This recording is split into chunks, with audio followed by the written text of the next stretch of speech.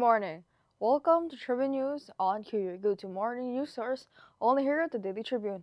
We're live on Daily Tribune's Facebook page, Daily Tribune PH on YouTube, and the Daily Tribune official on TikTok. For today's headlines. Ferdinand Marcos Jr.'s fifth State of the Nation address drew mixed reactions, with business groups welcoming its focus on energy, investment, and accountability, while critics said it fell short on workers' welfare, education, and governance.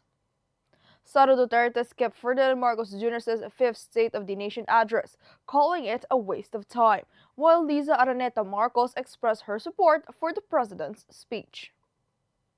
Melvin Matibag said he receives death threats every day, joking that he eats death threats for breakfast, even for merienda, as the National Bureau of Investigation intensifies its crackdown on violent social media posts.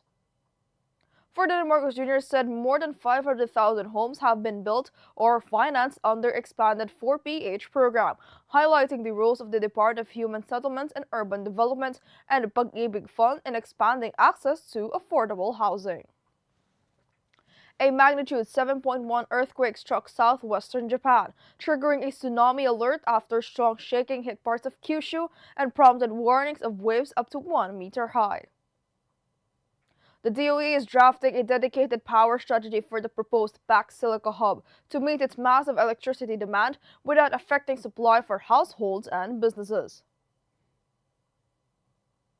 Rumors are circulating that Kim Chiu is pregnant, but neither she nor her camp have confirmed the speculation, fueled by social media posts and a viral blind item.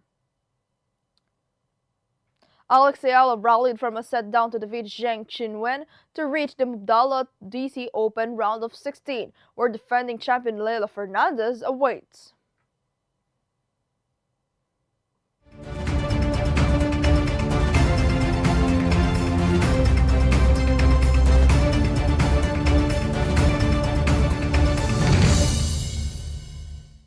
Today is the 29th of July, 2026, Wednesday, and I'm Eliana Lacap bringing you today's top stories.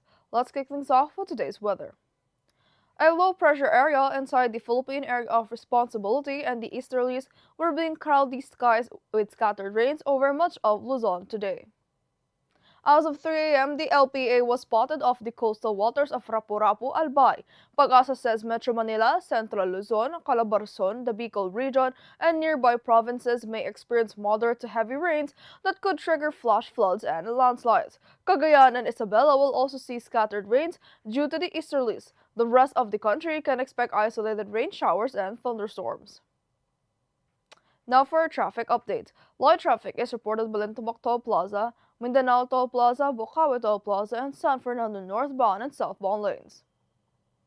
All other areas of NLEX, SATX, and NLEX connector, including toll plazas and interchanges, are also experiencing light traffic. Now let's move on to this morning's headlines. President Ferdinand Marcos Jr.'s fifth State of the Nation address drew mixed reactions from business leaders, political analysts, and various sectoral groups. Business groups welcomed his proposals on energy reform, tax relief, investment, and anti-corruption, including plans to remove system loss charges from electricity bills. Critics, however, said the speech lacked concrete solutions for wages, education, and governance. Analysts also said the administration's anti-corruption drive will be judged by its actions, while labor, teachers, and LGBTQ+ groups renewed calls for higher wages, more classrooms, and the passage of the SOGI Equality Bill. The Vice President Sara Duterte skipped President Ferdinand Marcos Jr.'s fifth State of the Nation address, calling it a waste of time, and saying she had no plans to watch or even read reports about it. In contrast, First Lady Liza Araneta Marcos said the president's speech moved her to tears, praising his dedication to public service. Duterte also questioned Marcos's renewed anti-corruption campaign, while the First Lady expressed pride in his stand on defending the Philippines' sovereignty in the West Philippine Sea. Their contrasting reactions highlight the continuing political rift between the Marcos and Duterte camps. The National Bureau of Investigation Director Melvin Matibag said he receives death threats almost every day, joking that he eats death threats for breakfast, even for merienda, as the agency steps up its crackdown on violent social media posts. Despite the remark, Matibag stressed the issue is serious. He said the NBI has identified persons of interest linked to coordinated online threats against public officials, including President Ferdinand Marcos Jr. and Senator Risa Hontiveros. The Bureau is also investigating Vice President Sara Duterte's alleged public death threats, which are part of her impeachment case, as it works to curb the spread of online threats. Now, President Ferdinand Marcos Jr. said that more than 500,000 housing units have been built or financed under the expanded Pambansang Pabahay para sa Pilipino, or the 4PH program, as the government works to reduce the country's housing backlog.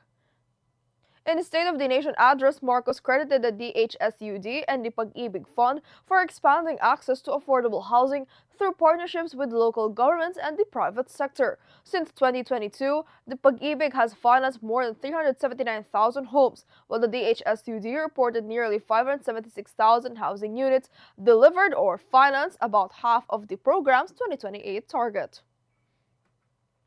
A magnitude 7.1 earthquake struck southwestern Japan on Tuesday, prompting a tsunami alert for parts of Kyushu.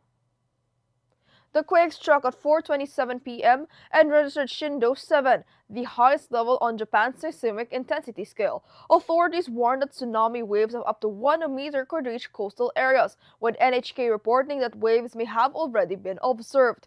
There were no immediate reports of casualties or major damage. Japan, located on the Pacific Ring of Fire, remains one of the world's most earthquake-prone countries. Now, the Department of Energy is developing a dedicated power strategy for the proposed PAC Silica Technology Hub to meet its massive electricity demand without affecting power supply for households and businesses. Energy Secretary Sharon Garin said the DOE is drafting guidelines on how hyperscale data centers and technology hubs will be powered. Officials said the country has enough generating capacity, even for projects requiring up to 5,000 megawatts, as long as consumer interests are protected. The agency is also considering dedicated on-site power plants to ensure a stable and reliable electricity supply. Now, rumors are spreading online that Kim Chiu is pregnant after her recent appearances on It's Showtime sparked speculation about a possible baby bump. The buzz grew after a blind item on X claimed Chiu and her rumored partner had secretly already married in the United States. However, neither Chiu nor her camp has confirmed the pregnancy or the alleged marriage. Fans remain divided, with some expressing support and others urging the public to wait for an official statement. The same report also dismissed rumors involving Maine Mendoza, Arjo Ataide, and John Lloyd Cruz, saying there is no evidence to support the claims. Now, Alex Ayala rallied from a slow start to defeat China's Zheng Qinwen in the Mubadala DC Open round of 32 on Wednesday, Philippine time in Washington, D.C. After dropping the opening set, the Filipina capitalized on Zheng's serving struggles and dominated the deciding set to book a place in the round of 16. Ayala will next face defending champion Leila Fernandez, who beat her in straight sets at the Stuttgart Open earlier this year. The win extends Ayala's impressive run following her historic Wimbledon round of 16 appearance. Now, a quick look at today's horoscope. Today calls for patience and emotional strength, Gemini. An issue from the past may resurface, leaving you feeling concerned or unsettled. You may also worry about the health of an elder in your family, and unexpected medical expenses could arise. Despite the challenges, the second half of the day brings relief as your concerns gradually ease. Stay calm, take things one step at a time, and trust that the situation will improve. Now, Tribune, did you know that on this day in 1921, Adolf Hitler became the leader of the National Socialist German Workers' Party, or the Nazi Party, marking the beginning of his rise to the power in Germany. Under his leadership, the party grew into a powerful political movement, exploiting economic hardship and nationalist sentiment to gain public support. Hitler was appointed Chancellor of Germany in 1933 and soon established a totalitarian regime that led the country into World War II. His government orchestrated the Holocaust, in which about 6 million Jews and millions of other victims were systematically murdered. Hitler died by suicide in 1945 as Nazi Germany collapsed, bringing an end to one of history's darkest chapters.